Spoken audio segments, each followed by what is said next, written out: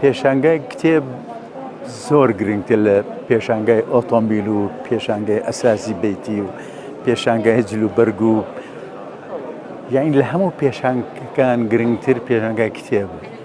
بۆ کتێب هەر کتێبێک تۆ ئەخوێنیتەوە ئەچێت دنیایەکی دیکە.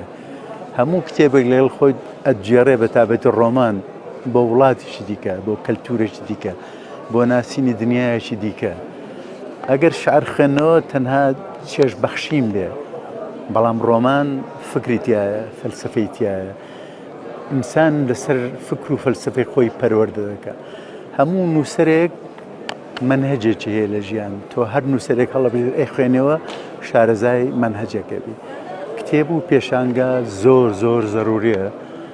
شکر هەموو ساڵی لێرە لە سلێمانی پێشانگایەکی ئاوا ئەکرێتەوە کە دەیان و سەدان و هەزاران ناونیشانی تایە.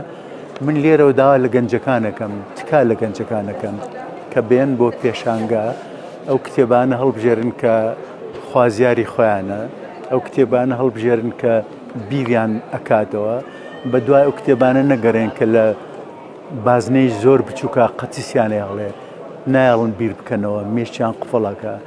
نامەوێت ناوی ئەو جۆرە کتێبانە بینم، بەڵام گەنج ئەمێ لەو کتێبانە دوور کەوتەوە کە ناڵی جوان بیر بکەوت. ئەو کتێبانە کە مێشتی گەنج قفڵەدەن. تکا لە گەنجەکانە دەم ئەکەم ئەو کتێبانە بخوێنەوە کە بەردەمی مێشتیان فراوانترەکە، بیریان فراوانترەکە. نەچین لە شوێن کتێبێک بخوێنەوە کە تا هەتا لە شوێنەکە مڕاوحاکەن، ناتوان خۆیان بگۆڕن، ناتوانن بیری خۆیان بگۆڕن.